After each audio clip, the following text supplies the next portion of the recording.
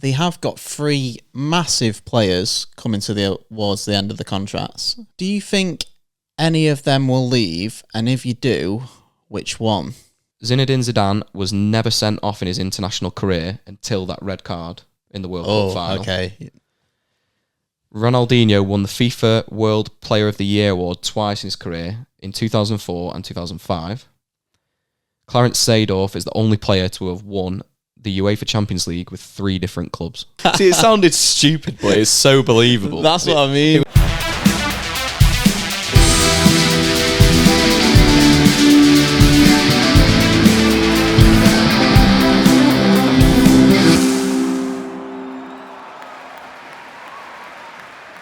Hello, ladies and gentlemen, and welcome back to the Game of Two Halves podcast, a weekly football podcast where we talk all things Premier League.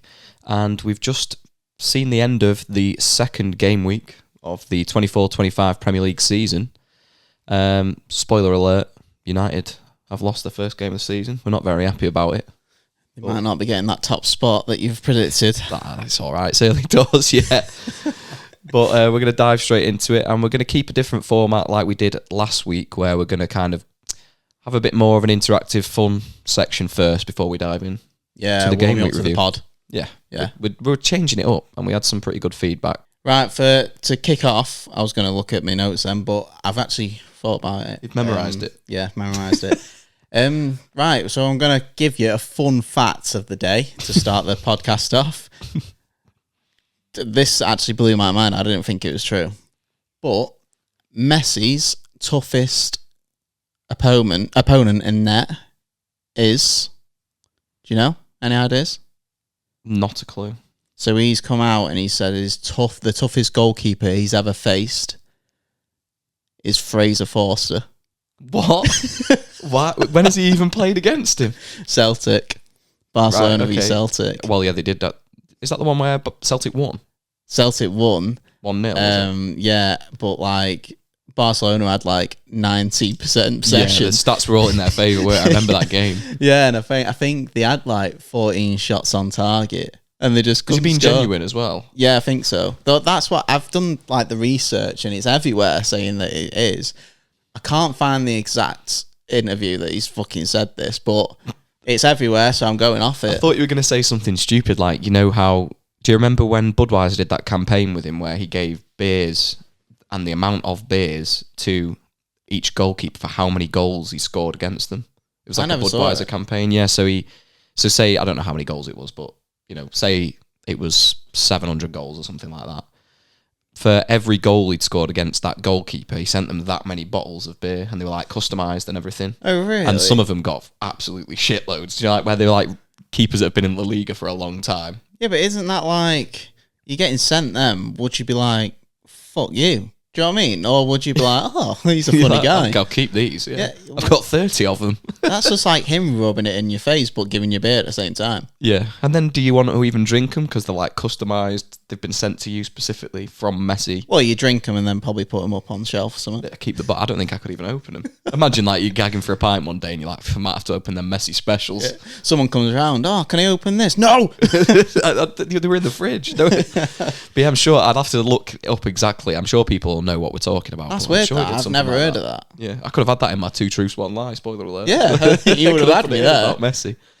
Well, that's a spoiler. We've got 2 truths, 1 lie coming up. We have. We had a little bit of a...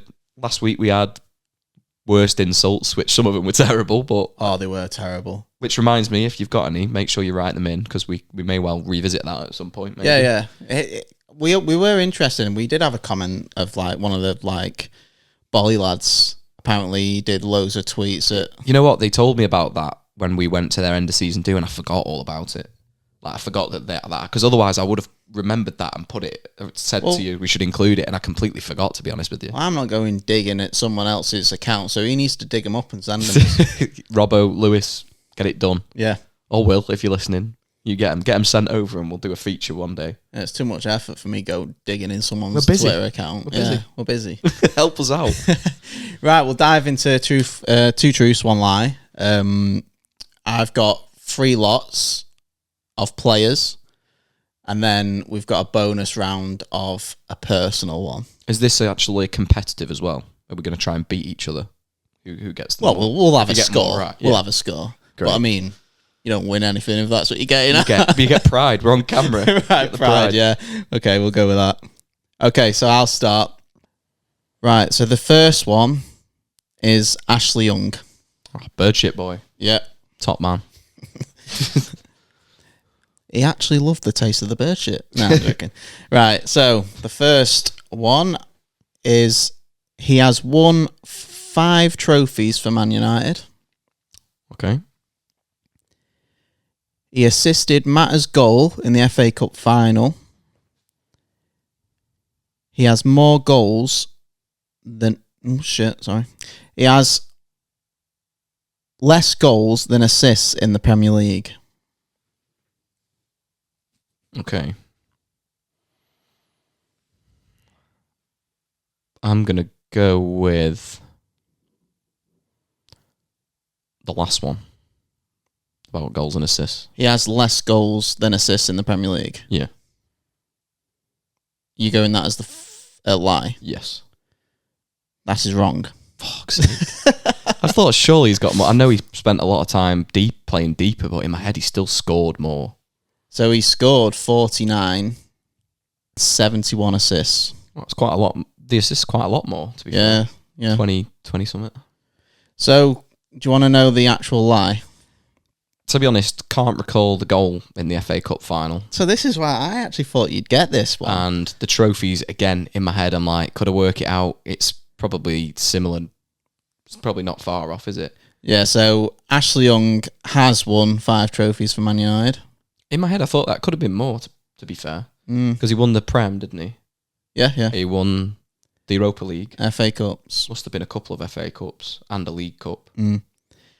So he has won them 5 trophies. He has less goals than assists in the Premier League. So the lie is he assisted Matta's goal in the FA Cup final. I can't even remember that goal. That's pretty poor from me, but I can't even remember it. I'm pretty sure it is when it got knocked in the box, Fellaini chested it, and then Matta volleyed it. Yeah, fucking no idea. Yeah. It's too far. It's too far gone in my memory. There's been too many beers consumed since then. Right, 0 out of 1. It's a good start. The next player is Cristiano Ronaldo. Oh, I've got to get this right, haven't I? You've Christ. got to get this right. This is why I picked it. Right. So, first one. Cristiano Ronaldo has a museum dedicated to his life. Okay. Cristiano Ronaldo is a subject of study at a university.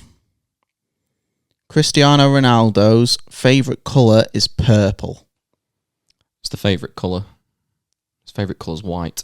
I knew it. This proves that you're a proper fan. I don't really know if I believe that that's actually a colour. No, I don't. He did say it. So you did we're going say with it, yeah. So I tested you here because that means you should be going out with him and not that Georgina. Yeah, she got it wrong. You know where I am, Cristiano. Hit me up. I don't have as good a diet as you do. I'm a terrible footballer, but can you cook? I can cook. Yeah, not that bad. Well, I knew he had the museum because I looked at going when I went to Lisbon, but it was actually a bit further out. I think it's in Madeira. Yeah. What was the other one? He's a subject of study at a university. You can sort of believe that. I Have you didn't not know. seen I didn't it? know that was factually correct, but it sounded plausible. Yeah, I'm not sure where it is. It's another country somewhere, but it's in like a subject, and then you can choose like to study his. I should have done it. Yeah, you should have moved to this country. It's not too late for me yet. Maybe you should go and document it all. Well, we're on the board, and it's with my favourite player, so we'll take that. Yeah, you had to get that one. I did. I needed one. That was a freebie. Right. The third one is Mario Balotelli. Okay. A very crazy guy. A very crazy guy. I mean, these could all be fucking true. So, right. Balotelli's only assist was to the Aguero goal to win the Premier League. Man City team once had a swimming session and Mario Balotelli came out wearing armbands and wouldn't take them off. Balotelli was the youngest Inter Milan player to score in the Champions League.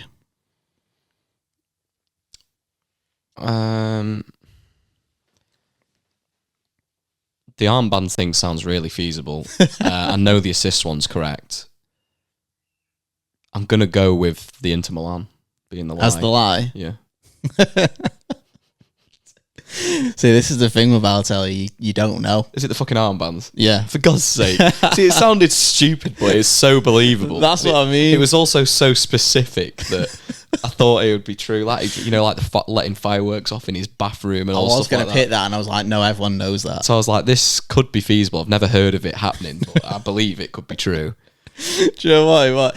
For some reason, that came in me. I don't know when. Do you know what? Again, the Inter one, I thought the Inter one's feasible, but surely, because of how long ago that was, I was thinking maybe someone's beaten it. So, you know, maybe it was true once, but not anymore. Right, just for the listeners, Balotelli's only assist was to Aguero's winning goal. Yeah, for the Premier League. I knew that one, so that was good. It was only between two, and I somehow got it wrong.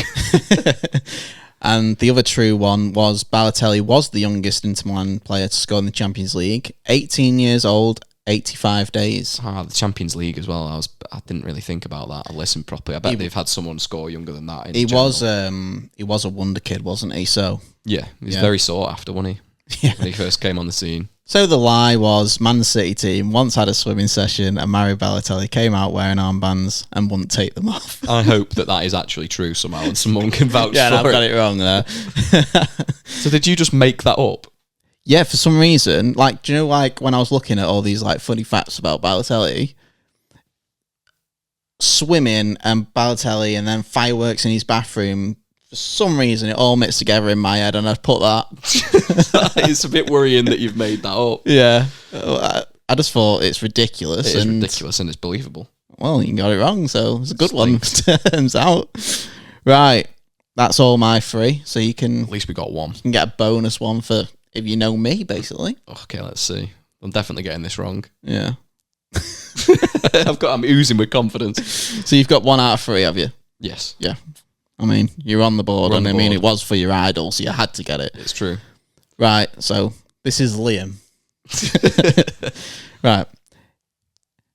In football, I prefer an assist than a goal. Okay. I had a near-death experience as a kid. I don't know why I'm laughing at that. Do you mind? And the third one is, I believe Haaland is a better striker than Wayne Rooney. That's got to be a lie. What? That's got to be a lie. Why? I just don't believe that at all. A better striker? Yeah, I don't believe it. I think you're trying to sell me down the river, but I still don't believe it.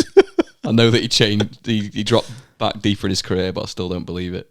So what are the ones that are true for you? I know the assist one, I feel like, is definitely true. So it's a toss-up between the other two for me. So you don't know about... My gut feeling is that you definitely don't think that, even though he is so clinical as a striker. Yeah. But I still don't believe it. I'm going to go with this lie. You got it right.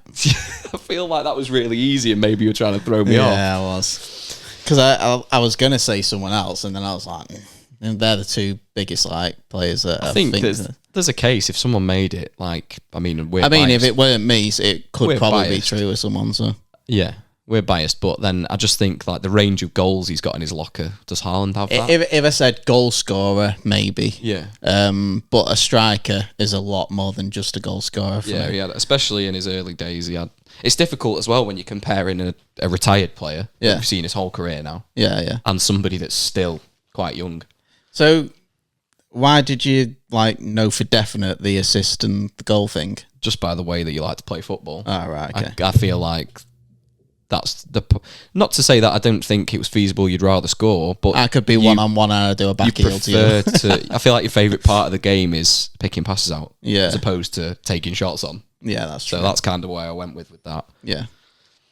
Right. So I got 2 out of 4. Well, do you want to know my near-death experience as well? Yeah, that's, to be fair, again, didn't know that was true, but I can't remember if I actually told you this, but I might have told you and you just forgot. I feel like you haven't, but we'll see.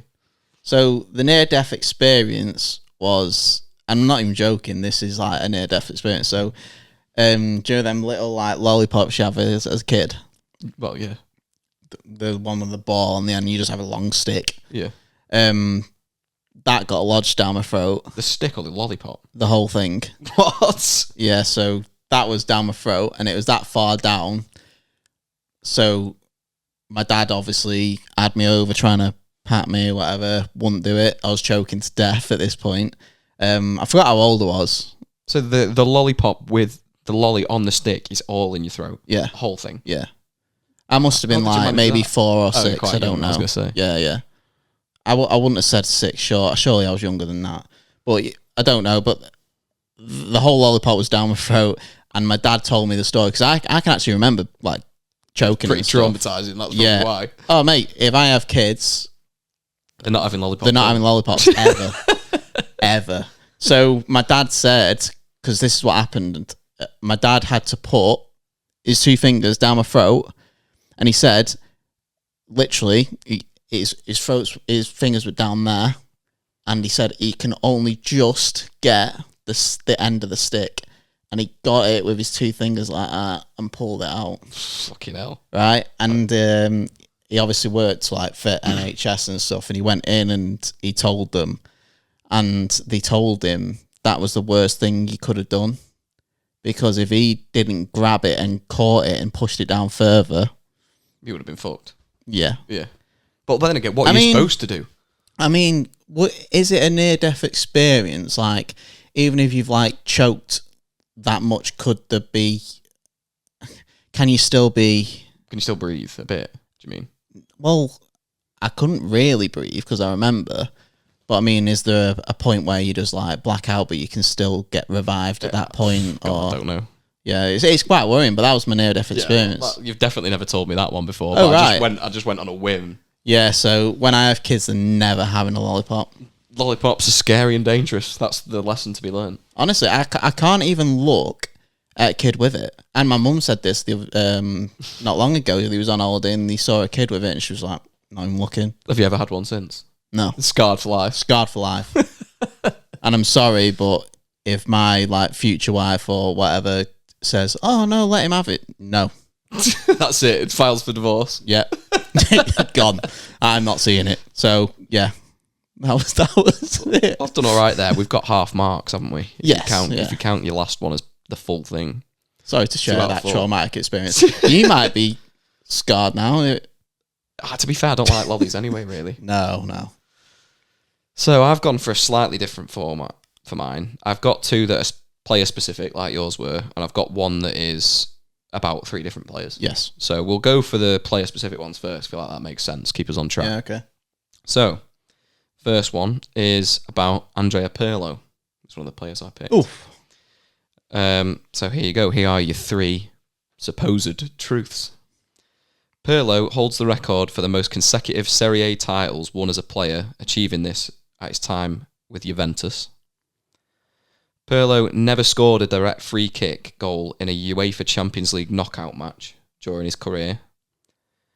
Pirlo was named man of the match in both of the 2006 World Cup semi-final and the final for his performances against Germany and France. Which one is the lie? I think that last one is the lie. So about the semi-final and final man of the match. Man of the matches for both, yeah. Locking in, that is true. The lie was that he never scored a direct free kick goal in the UEFA Champions League match. Wow. He scored one against multiple, I think, actually, but it says here that he scored one famously against Bayern Munich in 2006.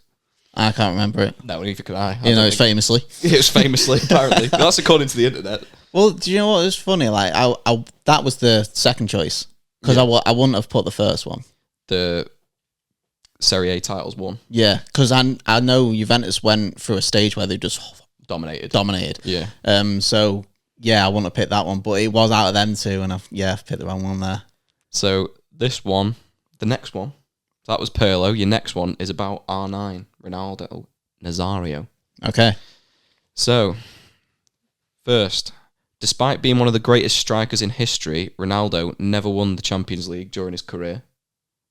R9 again, not Cristiano. Ronaldo is the only player to have scored in 4 different World Cup tournaments. Ronaldo Nazario is one of only a few players to have won the World Cup before and after a huge career-threatening injury. What? Sorry, say the last one again. Ronaldo is one of only few players to have won the FIFA World Cup before and after a career-threatening injury. Which one is the lie? Say the second one again, just to refresh my I can't mind. remember what order I said them in now. Oh, right, sorry. So you've got... Because I've kind of mixed Just them say up. him again, say him again. So you've got... I'll say that one again. Yeah. Ronaldo is one of few players to have won the World Cup before and after a career-threatening injury. Ronaldo is the only player to have scored in 4 different World Cup tournaments. And despite being one of the greatest strikers in history, he never won the Champions League.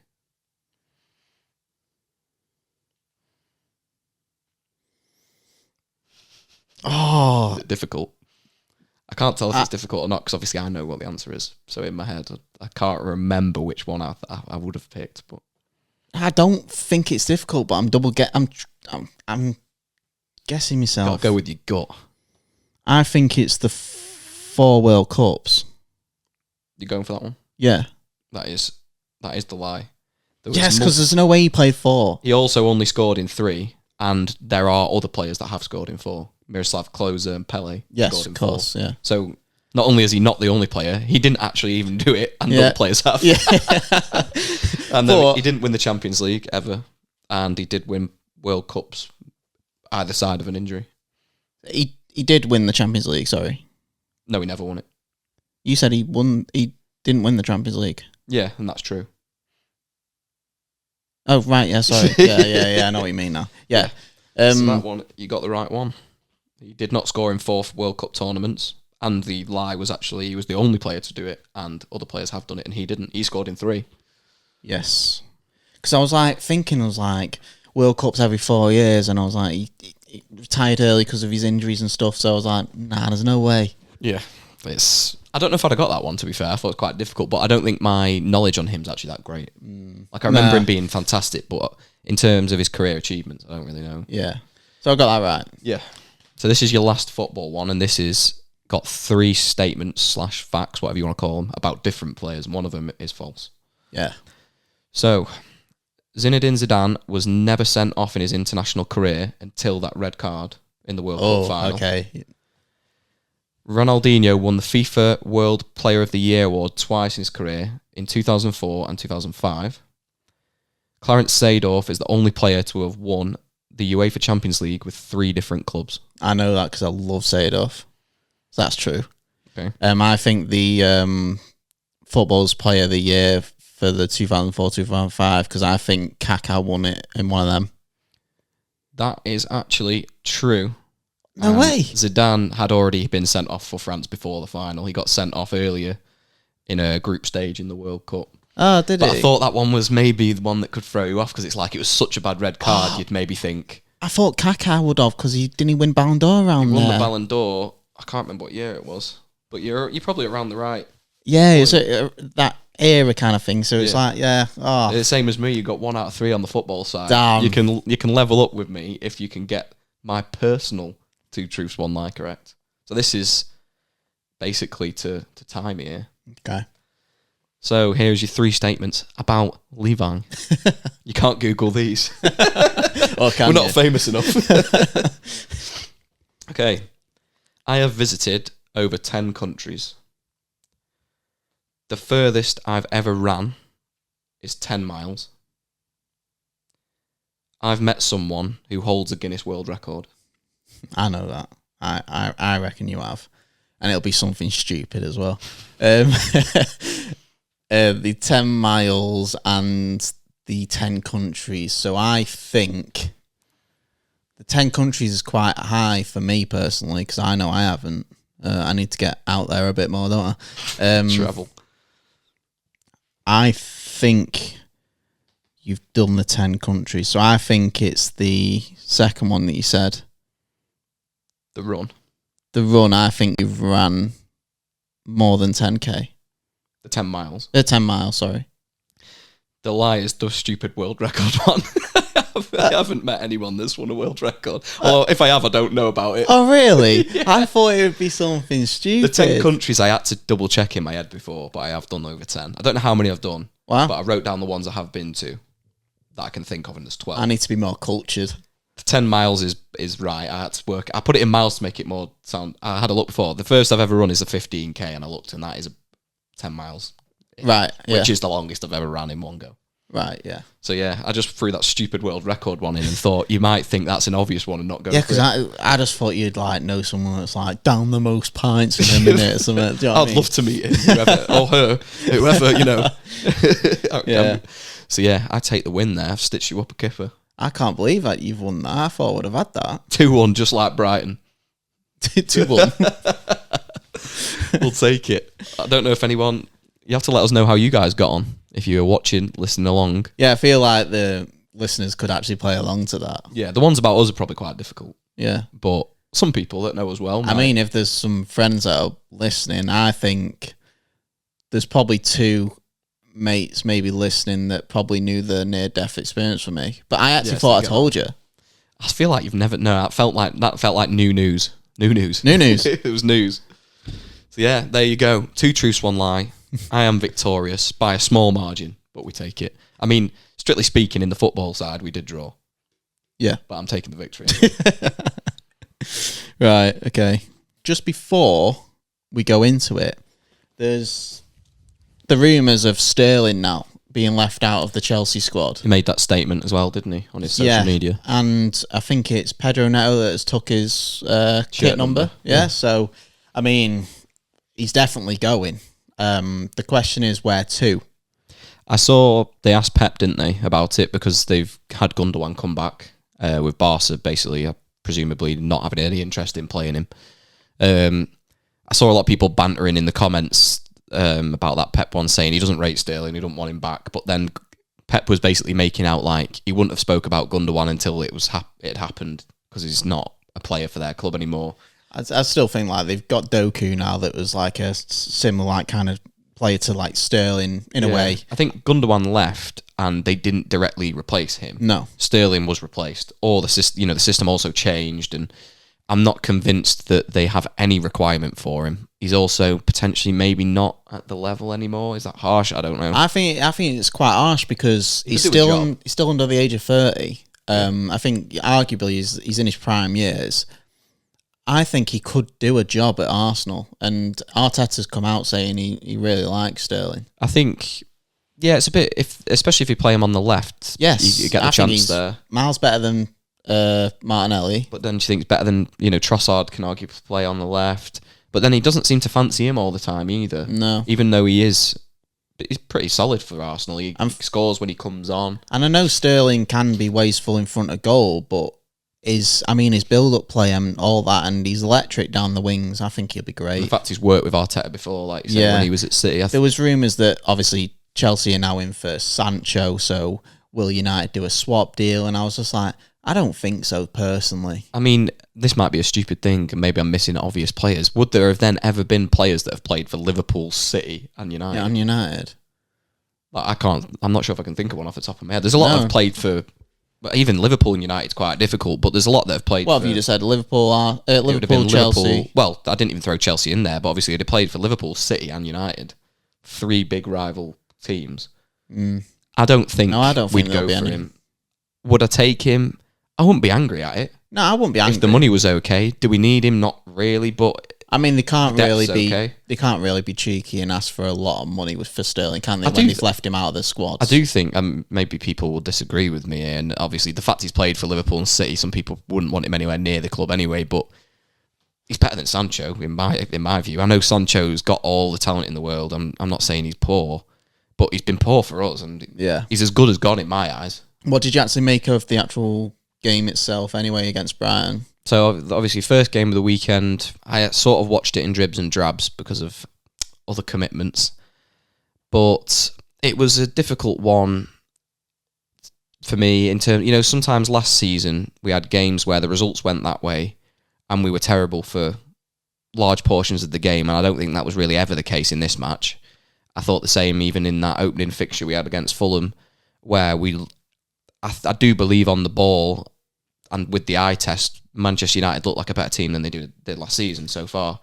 And we've been defensively frail for moments in the game, 2 of them obviously resulting in goals where we should probably do better.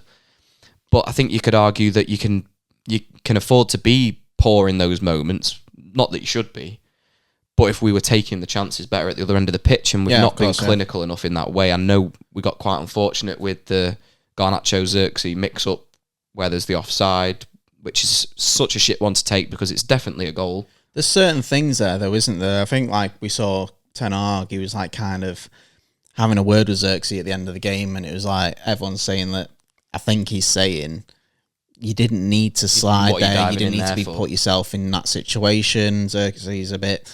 to be fair to him, like, you don't jump on his back because he was, like, kind of distraught. As soon as the goal went in, he was like, shit. He also, as soon as he's trying to get out of the way, he's trying to do anything he can. Of course he is, yeah. As soon as he knows it's going in, he's just, well, what can he do? He's committed. When he's made that slide, he's already committed and it's too late. I think what Ten Hag's doing there is basically saying, like, read the game a bit. You're never going to get there, so don't slide. You don't need to. But, yeah, it's a bit unfortunate. There was 2 offside goals. For some strange reason, United forwards couldn't stay onside. I know they played a high line, but sometimes it was Ahmad, he was going into their half when all he needed to do was hold his run in our half, stay on the halfway line and you're through.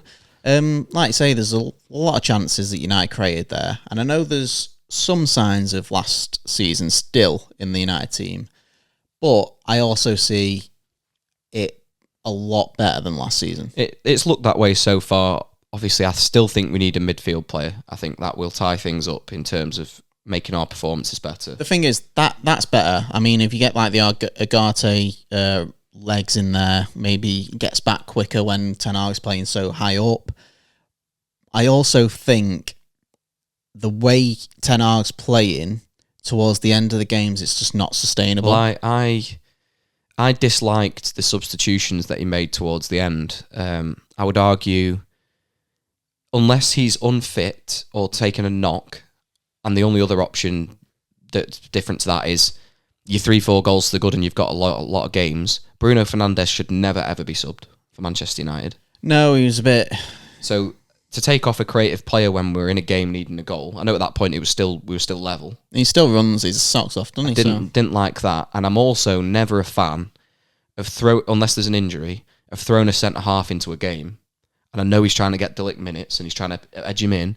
I think we probably get out of there with a point if he doesn't bring him on. Yeah, if you bring in Delict on and you want to bring him on, you go to a 5 at the back or something. You don't disrupt the 2 centre halves. I'm with you on that. Like taking Maguire off, they did it obviously in the first game, got away with it. But that's probably the reason why you can kind of see why he did it in the first game, because it's like Old Trafford, getting Delict in, a new signing, getting him some minutes. And we were winning. Yeah, when he brought him on. I'm pretty sure, were we not? Or no, I don't think so. We get the goal after. But if you're like chasing a game, like say, and you're trying to, and you disrupt if you're not opting to start Delict, then stick to it. Yeah, unless there's an injury.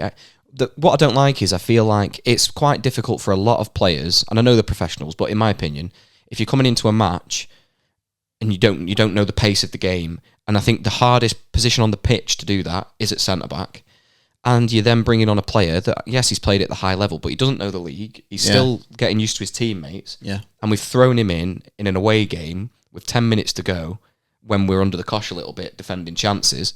You could see there was a goal potentially coming when they did score. Didn't surprise me when they did score. Like, I'm so used to seeing that from United now, and I just didn't like the substitution at all. It has been 6 times under Eric Ten Hag that we've conceded late on. Yeah, it's a winner. It feels so much.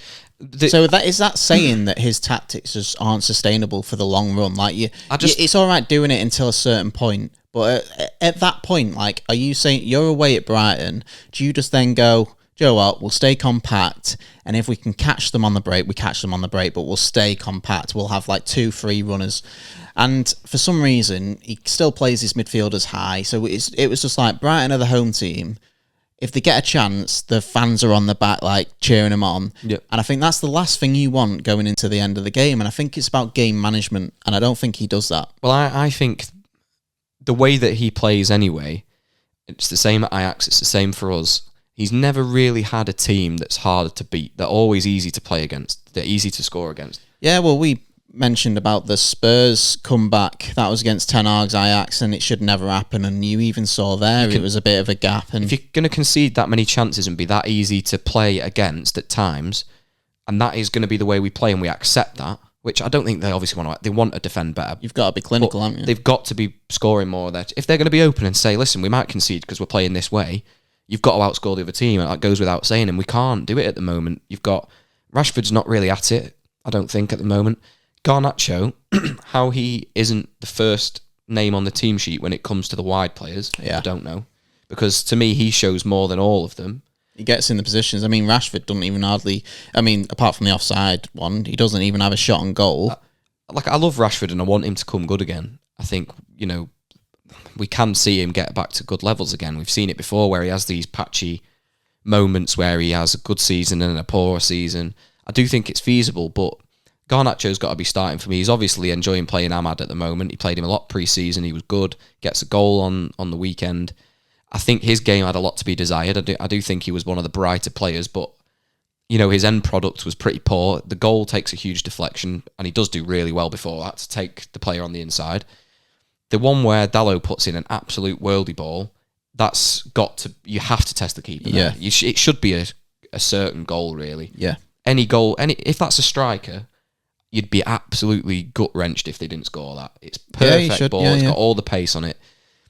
But, is it naivety that he goes with his foot? It's also arguably the wrong foot for where the ball's coming from and where the goalkeeper is. Do you go with your head? That one should be a certain goal. And I just think we weren't clinical enough, and the runs in behind, we can't be being as offside as often as we are, things like that. I do think there's been improvements, but... And we do still miss the legs in the midfield. We need that signing. Well, we'll move on to the next game, but going off your fact about, we're just not clinical enough and stuff, and we should be scoring these chances. Man United have missed the most big chances this season in the Premier League, 6. Yeah, well, think about even going back to Rashford to Garnacho in the first game. Most teams in the league score there. Yeah. And we should have. I know it's just those things happen. But in 2 games, I've seen a lot of examples already of missed opportunities. And if we want to be a serious team this season, which a lot of people obviously already think that we won't be, but us as fans of the club obviously want to see us be at that level, we can't be dropping 3 points away at Brighton. No. I know it's a potential banana skin for teams because they're not bums by any stretch of the imagination. No, we haven't won in there in a while, have we? But we've got no excuse to be even... It's not a great result, but to take a point, you've got to take something. Those are the games. We're 2 games in and we've already lost. Yeah. And that's not something that you want. Yeah. I mean, moving on to Arsenal and Villa, I mean, who is this Rodgers? Where's he come from? I know my cousin mentioned to me that he actually played for Blackpool, and obviously he's come from City, hasn't he? I don't know, to be honest with you. I'd heard a lot of people talking about him for a potential fantasy pick and saying, he's, he could be decent this year, he's quite cheap. Honestly, he was making Declan Rice and Partey look like amateurs. They couldn't deal with him. He was picking up in midfield, taking them all on. It kind of reminded me, he's not the same player, but it kind of reminded me of a Yaya Toure, just picking up the ball, charging it, and he's strong. The only thing I'd say that he could probably improve on, but he is young, is his final third. As soon as he gets to the box, it's what he does with it. What he does, decision making. Yeah. He did put something on. He did put the Watkins chance on a plate. Yeah. And Watkins scuffs it. But I mean, his overall performance was amazing. Do you think Villa were unlucky, or do you think it's only their own fault that they came away from that game with nothing? Unlucky, because like I said last season, Watkins is too wasteful in front of goal. He's also, you can tell he's not back to himself yet. He did come off early again, didn't he? He gets 60-something minutes again. No, I think he stayed on for a bit longer. But, yeah, you can tell he's not himself, but he isn't clinical enough. I know people go, he's amazing because he got their numbers, which was great. But when you look at overall performances and how many there must be a stat out there of chances that Watkins has missed that should be goals. It must be high because I always see him missing chances. I think the header is more forgivable actually than the previous chance he has. Yeah, I think so. Yeah. Yes, you could argue he should score. The goalkeeper's on the floor, but it's come at him quick. He's got to go for it, and he's probably thinking, to be honest, get some good contact on this. It's in. And to be fair, like I saw, it is a good save. Yeah, it is a good save, and he got up quick. But that chance where it comes through to him and he's in, has to be scoring that. Yeah, scuffing it. I think maybe the header's a bit more forgivable. That's two big chances. Well, I mean, to get in that position, because I remember when the shot actually came off from Onana, it got blocked and went onto the crossbar. Watkins is already charging in, so that's great for a striker. It's good forward play. Yes, but he's just not clinical enough for me personally. But I think you're saying about the question before about was Aston Villa unlucky and all this. I think they was, because for 65 minutes I thought Aston Villa was superior to Arsenal. And then Arsenal, as soon as they got the goal. I also thought the goals were, you'd be gutted to concede them in. The first one where Trossard scores with his first involvement in the game from coming on. Saka beats his man for pace down the line on a ball that was far too heavy, really, that pass. Well, I don't even think it was for him, but... And then the cross should never be getting in the box for a start. There's 2 or 3 Villa players between Saka and the box. Gets all the way in. It then also bounces off someone before it even gets to Trossard. Does well to stick it away. The second one that Partey scores when they're already 1-0 up, the keeper should be saving it. I mean, he puts it in a good area, but he gets a hand to it, I'm pretty sure, and it's just not strong enough. Happy to see Martinez concede them all day because I don't like him, but 2 goals that you'd say are quite soft and you'd expect, if you're at it, it's a big result for Arsenal when you look at how last season panned out for him. Villa were the difference, potentially, you could say, of them winning the league and not, because Villa did the double over him last year. So they'll be thinking, we've got one over there, we've beat them this year. We didn't beat them at all last season. What is the position that Arsenal are missing the most, would you say? I think it seems a bit obvious, but what would you say? I think a striker. Yeah. I think Havertz has done a lot better than people give him credit for. I think he has deserved some of the plaudits he's had in more recent times. He obviously looked half decent with Germany in the Euros as well. But I do think it limits the way they play. I do think they need an out-and-out striker that's a bit of a target man up there. Tony would have been a good fit, you'd say. Great fit. Not sure who else. Osimhen. Yeah, also another one, I think. So they need a proper striker that they potentially might need to splash the cash on. The only thing about Osimhen, I don't think he's that great at build-up play, but a bit like a Lukaku, do you know what I mean? Yeah, I think they need to go out and get someone who is top class in that position, as opposed to having to have a Gabriel Jesus, who I think we all unanimously think is better out wide than he is up front, and then Havertz, who to me is your man who should be behind the striker, not the striker himself. I think he's actually good enough to play for that Arsenal team. I do. I'd eat my words on what we said about him last year. He's proved that wrong, and it looks to be a pretty good signing. That guy that did that TikTok about us will be chuffed. But to be fair, when we made that, we made it. He'd started poorly. I forgot about it. He'd only scored a penalty that was a pity penalty that someone else, that Saka or Odegaard let him have because he'd had so many games with no impact. But he's been a lot better. He's fitted in with the team. It looks like he's restored a lot of his confidence. But I do think having an actual number 9, look at City. They've got this Norwegian robot up top scoring nearly every chance he gets. They need that if they're going to compete. Yeah. So another thing, just before we move on to the next game, what I wanted to say is I can see both sides of this, but I'm not shitting on the players. I'm kind of I say I'm not shitting on the players, and then I'm going to start this as I'm kind of fed up of seeing these players just not happy because they haven't started. So Trossard scored, and he was just when he was celebrating, he was just walking obviously unhappy that he didn't start. Oh, it's one of them ways well, that's what you get. Yeah, but I know I get that side of it. But I'm seeing so many players I'm just back in the day, United had 4 strikers and you always got rotated, and obviously you're not going to be happy if you don't start, but you don't have to keep making it obvious to everyone. So what if you've just come on and scored? Shut up. Do you know what I mean? You're playing for a team that's obviously you need good quality, and if Arteta thought Martinelli was going to be the tactic that made the impact, then fair enough. And if it didn't work out for him, you score and you celebrate, and Arteta will see that. You don't need to make a scene. Do you know what I mean? Yeah. And then you have obviously we'll go on to it later, but you have Trent coming off, obviously furious, but he came off 70 odd minutes. I'm well, maybe he thought that Bradley's a bit more defensively than you and he's holding out for a lead. Do you know what I mean?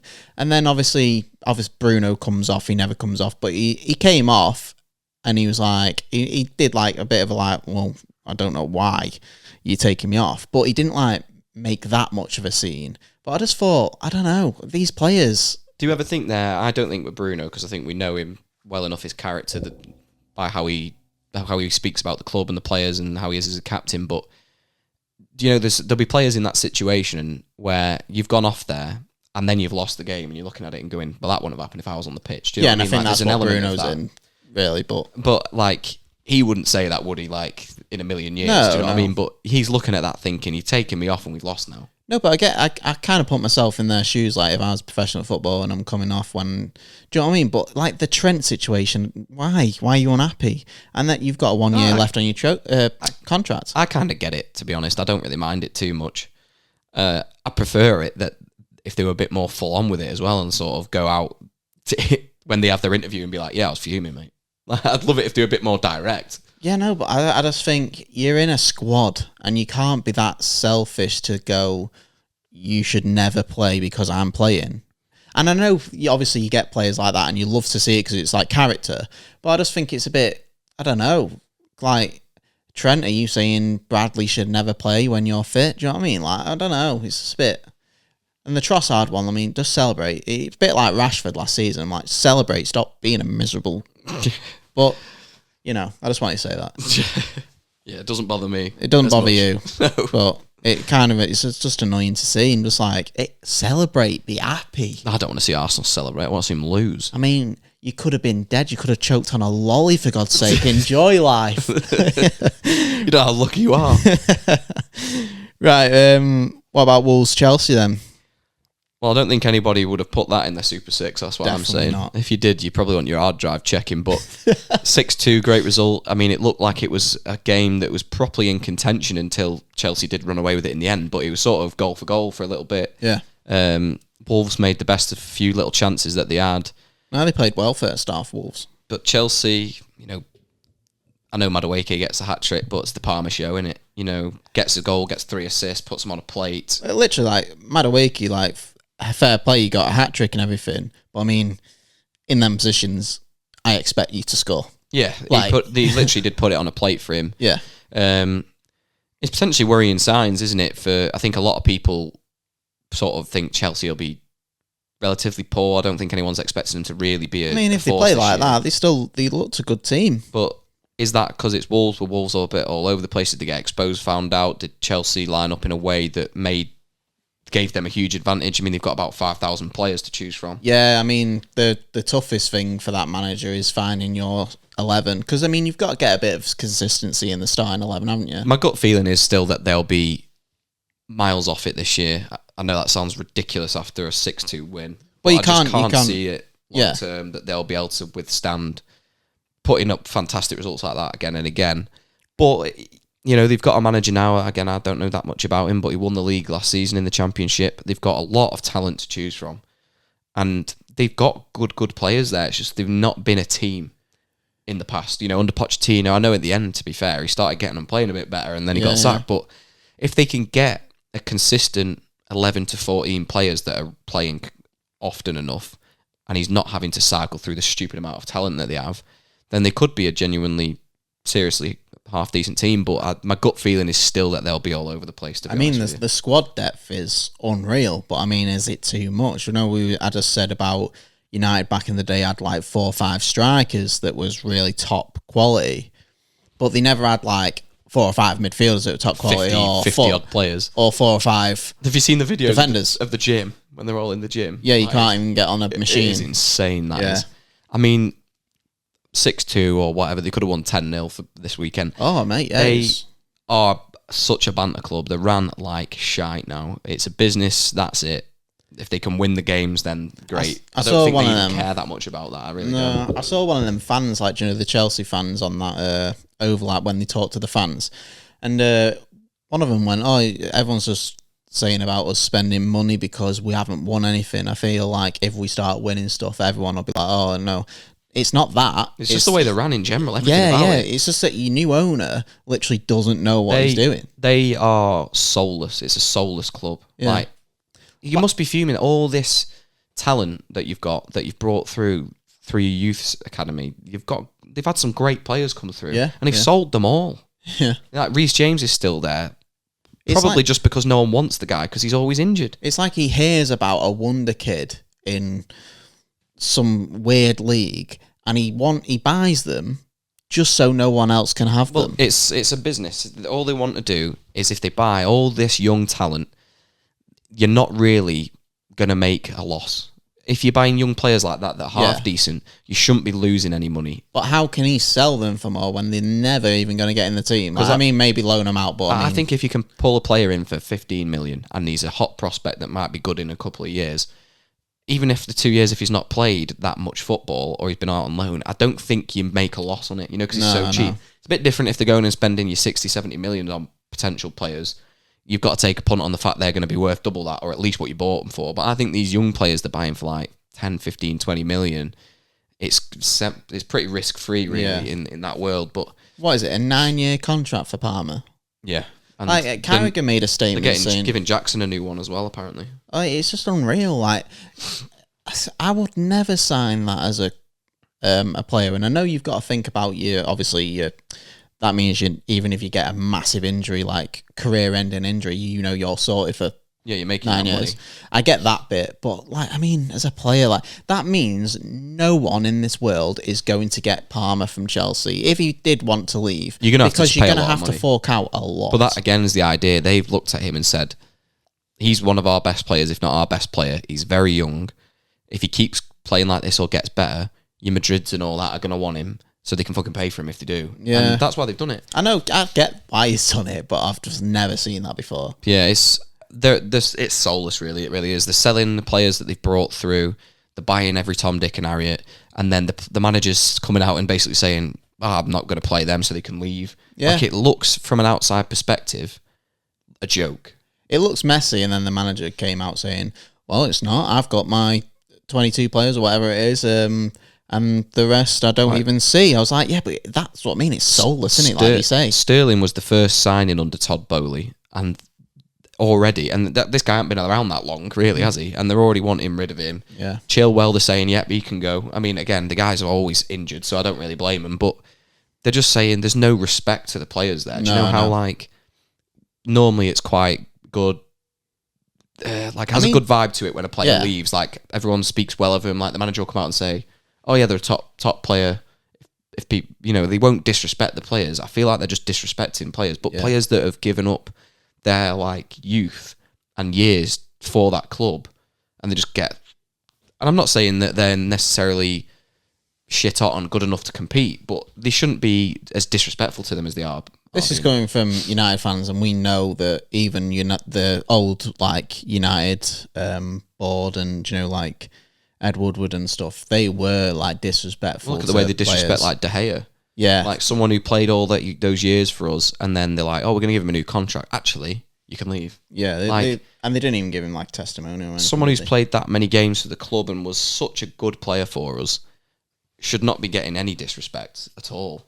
And United, obviously, I'm not saying that our club's perfect, but what I'm saying is Chelsea, from an outside perspective, is a circus. No one's ever seen something like that. That's what it is. It's a mess. It's a real mess. Okay, so moving on to the Liverpool game then. I know I've already said something about Trent obviously being taken off and stuff. With that, they have got 3 massive players coming towards the end of the contracts. So you've got Salah, Van Dijk and Trent. Mm-hmm. Do you think any of them will leave? And if you do, which one? Or which ones? My gut feeling is still that Salah will go. I mean, I said last year that I would almost hang my hat on the idea that he would not have been at Liverpool this year. I just couldn't see it based on those silly the silly offers that Saudi was reportedly throwing in the ring for him. I could not believe that Liverpool would, at the end of last season, not try and take some of that money for a player that is 1 year left on his contract, and despite the fact he's still fantastic, getting older, and they can reinvest that in the squad. I could not believe that he stayed. I think I've changed my mind. I think Salah will stay now. If they get top 4, if you don't get top 4, I think you're potentially losing Salah. I think Trent definitely stays. I think he gets a long-term contract, and I think he's club captain. Do you think he stays, though? I think they might actually go to Real Madrid. I don't think, listen, Liverpool fans can obviously articulate this better than me, but he's a Liverpool fan through and through. He's come through the academy. He's won there already. I think he's the sort of player that would be your could be a one-club man. And with Virgil maybe being out of the question, or even if not, even if he's still there next season, I think the conversation will be had when they're trying to negotiate this long-term contract now, where they say, listen, you could be a future captain at this club. And I think they could almost have that sort of like, when Van Dijk isn't here, you will be the captain. If that's something he wants, which I think it probably is, to be club captain for his boy-old club. So I think, despite interest from teams like Madrid, I think he is the sort of player that would still stay at Liverpool. I think they will want to keep the likes of those players. Yeah. Out of those three, in my opinion, I'd say Salah's the most likely to leave, but have they missed that window?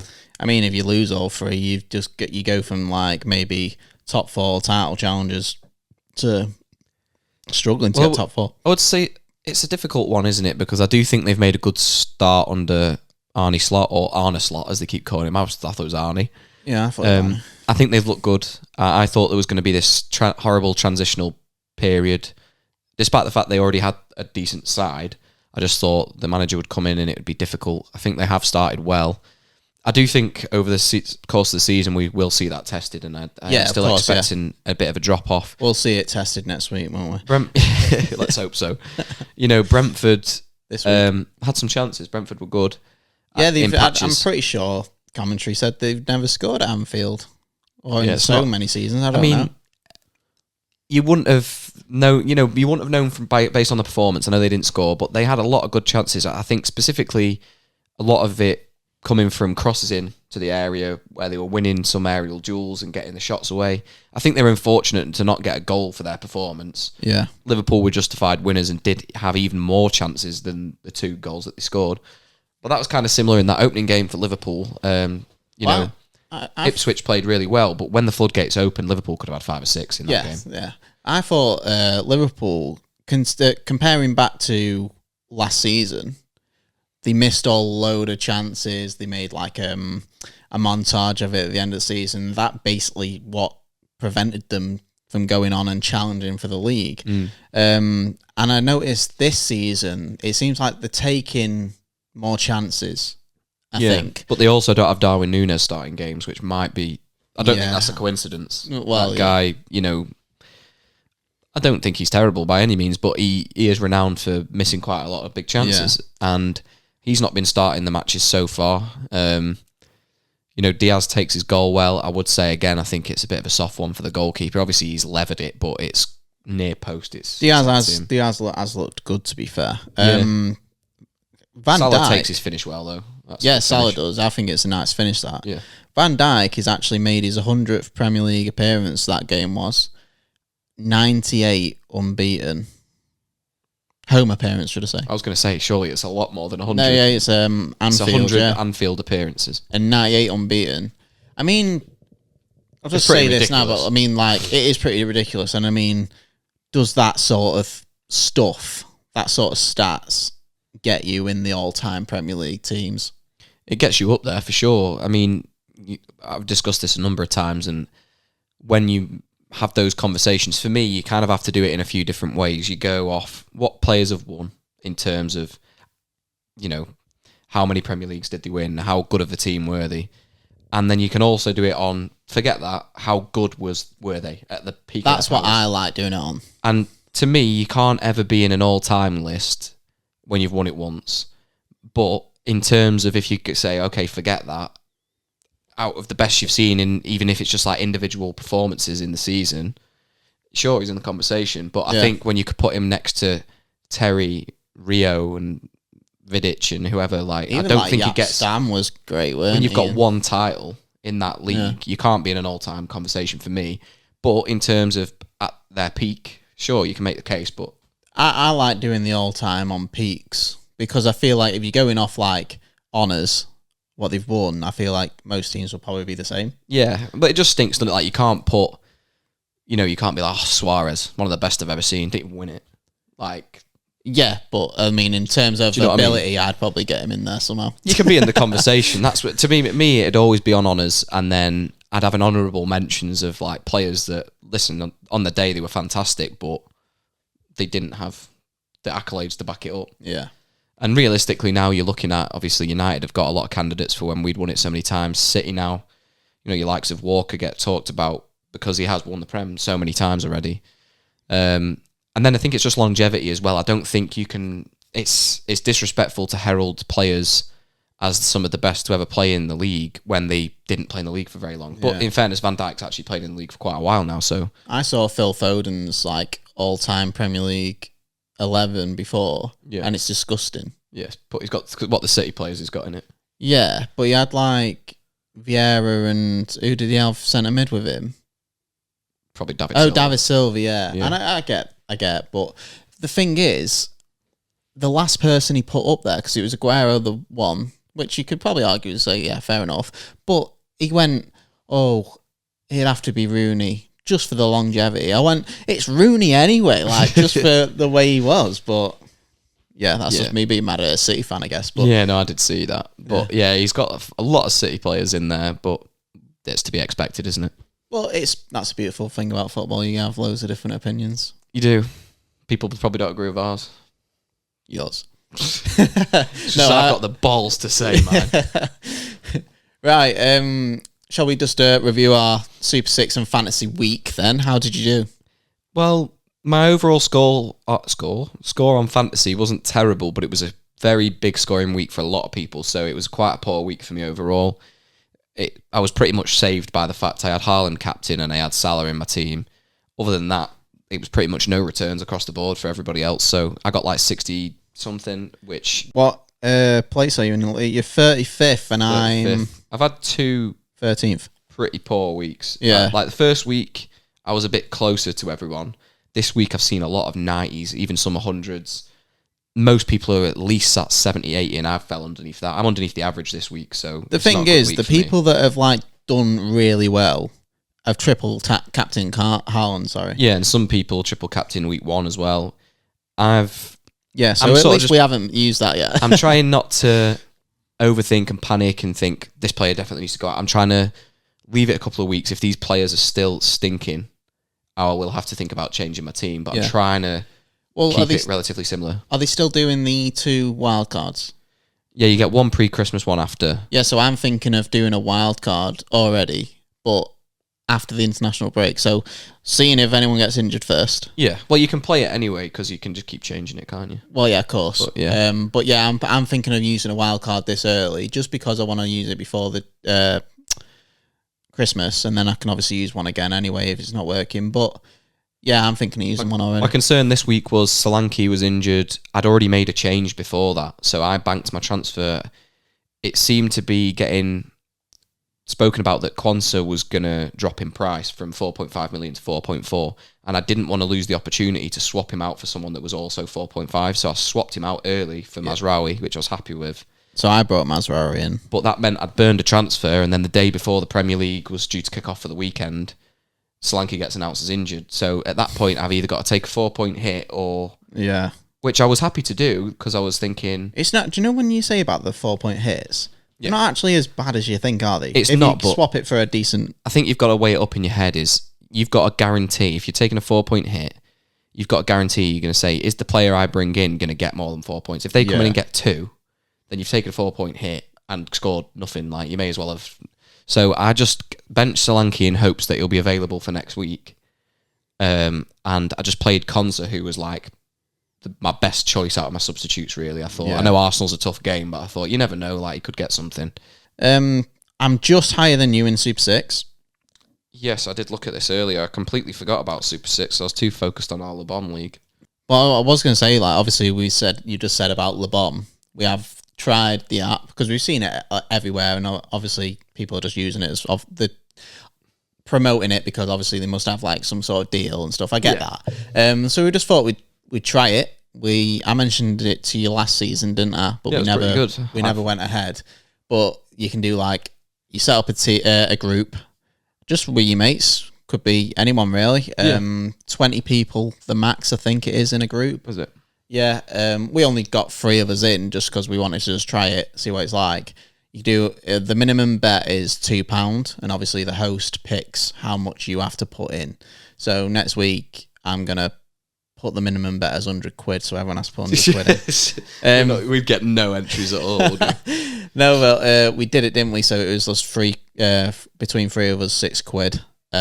Obviously takes a tiny bit off for like commission, whatever. 10%, yeah. Yeah, so it was quite good actually, because we was always like checking it. It gives you a bit of a it was to good. look out for. But We all got a couple of them, didn't we? We all between us all, we got a few results bang on. And then you make your predictions, and you can't see the predictions of other people until the first game kicks off, and it's quite good to go on it and go all the way up. But yeah, it's basically Super 6 with a £2 buy-in. Winner takes the lot. I mean, if anyone listening wants to join, drop us a message on Insta and we'll send you the link. You can join in. We're only doing the £2, I think, for now, aren't we? Yeah. So. The quite the cool addition in the app is they've got like their own chat. Yeah, you have a chat room for the group. Yeah. So we could all give each other abuse. Yeah. I mean, actually, we definitely didn't do that. But yeah, you can join in that. But if you fancy it, say it's £2, it's a bit of fun. We don't want to make the entry too expensive because then it's just not as fun, is it? Like maybe, I don't think we'd do it for more than £5 or £10, would we? It's like, especially if you're doing it every week. Well, unless I got a bit giddy and I went, who's putting 50 in? Oh, no. But I did actually take the £6 home this time, so. Yeah, I'd already realised when I was calculating the points that I'd lost before Sunday's games even started because I had my results were the same. We all had the same result for Arsenal, didn't we? Yeah. So, and then I had the same result as Reece for one of the others. No, it was one of the games that we had the same result for, yeah. Yeah, so it was impossible for me to win going into that last day. Yeah. But yeah, if you want to join, it's good. Super 6. What did I get? I got 3 results, but I got no results bang on this week. I just got 3 the right way. No, I just know you're 2 behind me, and that's all I need to know. I got the golden goal prediction bang on 7 minutes. Yeah. But I do put 7 minutes every week, I think so. And that was Sammy Smodics against City, yeah. Obviously, if you've listened today and you've never listened before, you can rate the podcast on Spotify. If you're on YouTube and you're watching along, you can give us a like on YouTube. Yeah, give us a like, comment on the video as well. It helps us out, and we want the interaction as well. Like, let us know what you think, what we can improve on, what you want to see next. It'll be great to also get your input. Let us know if you played along with the 2 truths, 1 lie. Let us know how many you got, because someone's got to be beating 2, because that was the high score we set. I mean, I thought you would have got more from me, but I knew CR7 was 1 for you. Yeah, easy money. You've given me the win there, really. And now I'm expecting the marriage invite, the wedding invite from you and CR7. Imagine. He's watching the pod right now. He is on YouTube. Maybe we can get him to start. Yeah. I don't think we've got much chance, but you never know. But he got like so many subscribers in 19 hours. It's ridiculous, yeah. He'll end up being one of the most on the platform in no time, to be fair. But that pretty much ties it up for this week. Thank you very much for listening or watching. And like I say, you can subscribe on YouTube if you can like the video, comment. You can rate on Spotify, or if you're listening on Apple Podcasts, if you can save and follow us so you don't miss an episode. And we'll be back next week. But yeah, without any further ado, we are gone. Gone. Peace.